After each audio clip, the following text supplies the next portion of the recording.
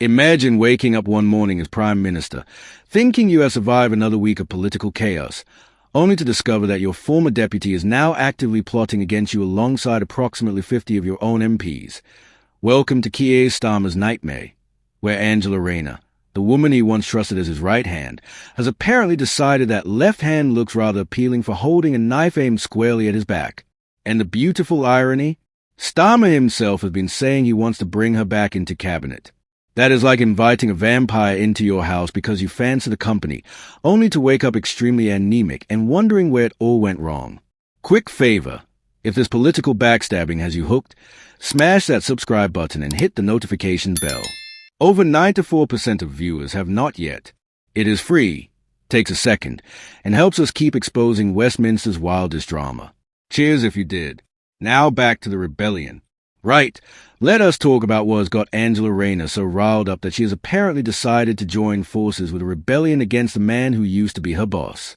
The issue at hand is David Lammy's absolutely bonkers plan to scrap jury trial for crimes carrying sentences of less than 3 years. Yes, you heard that correctly.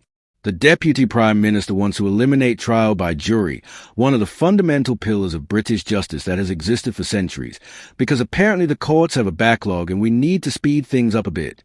It is like solving traffic congestion by banning cars. Technically effective, but you might have missed a point rather spectacularly.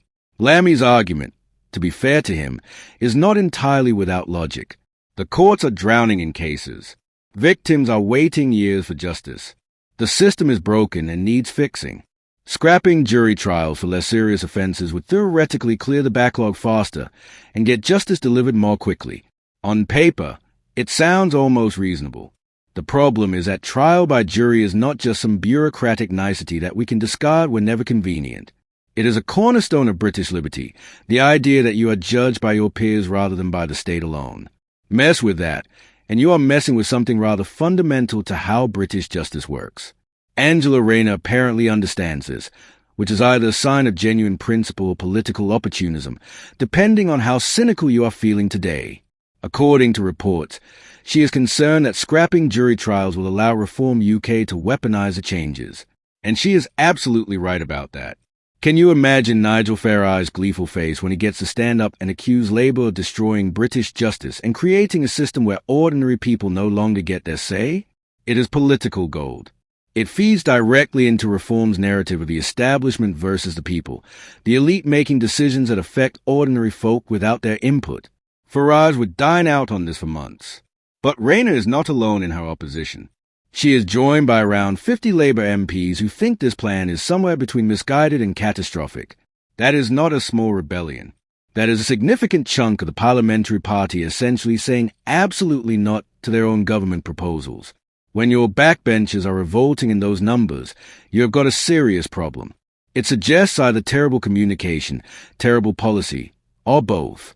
The arguments being made against Lammy's plans are not half-hearted either.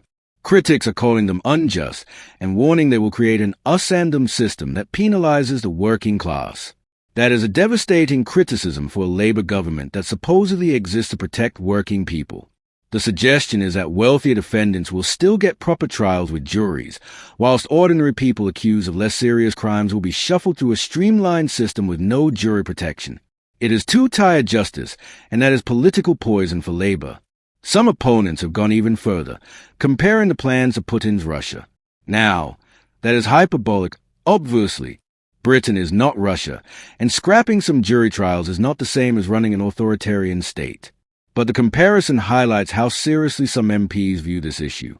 They see it as an erosion of civil liberties, a fundamental undermining of British justice that sets a dangerous precedent. If we can scrap jury trials for crimes with sentences under 3 years, what is to stop future governments expanding that to 5 years, or 10 years, or whenever it seems convenient? Here is where the numbers get really interesting. Only 15 Labour MPs actually signed a public statement calling on the government to abandon the plans. 15. That sounds quite modest, does it not? Except it is reported that 3 times that number have privately backed the rebellion. That means around 4 to 5 MPs support opposing this policy but are not willing to put their names to it publicly. That is classic political cowardice, but it also tells you something important. There is deep, widespread opposition within Labour, but many MPs are scared to openly defy the leadership. One anonymous Labour MP told The Telegraph something absolutely delicious.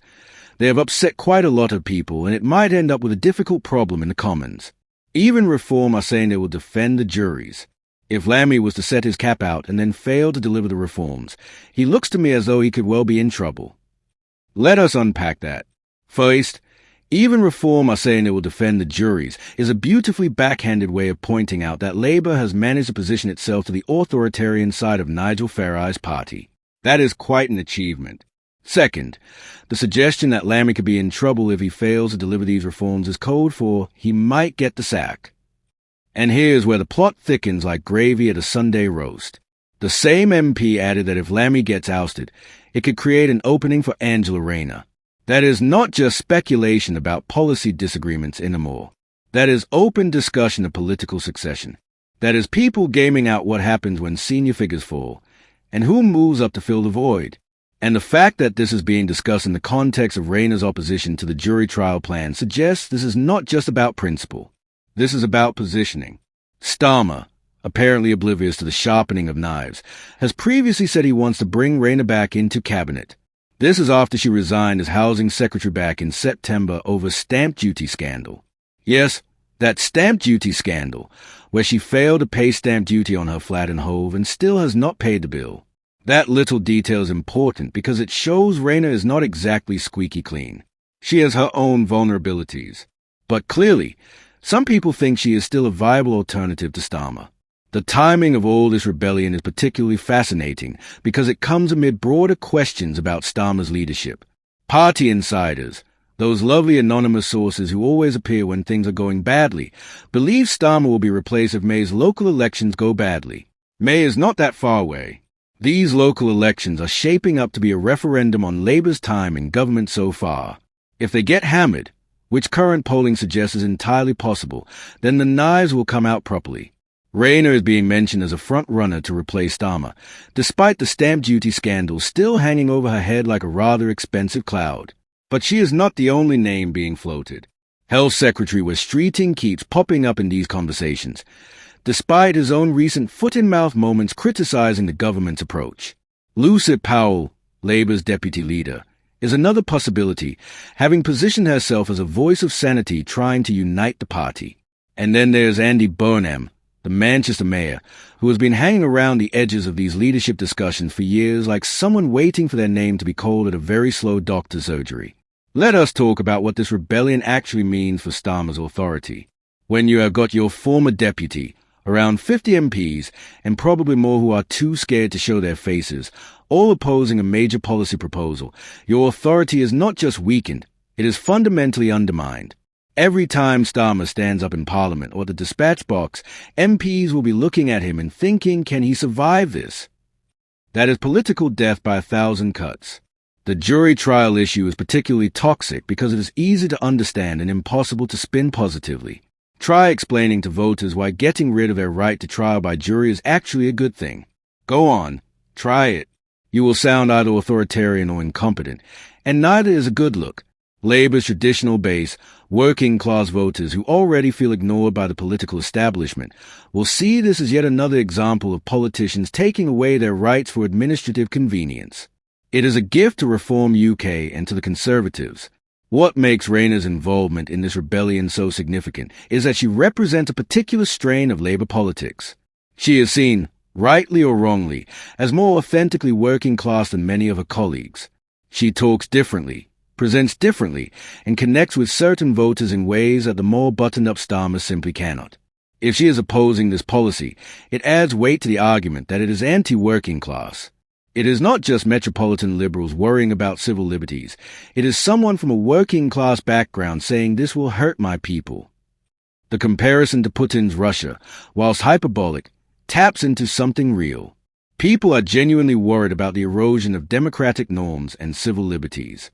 We have watched countries slide toward authoritarianism, often starting with seemingly reasonable administrative changes that gradually accumulate into something much darker.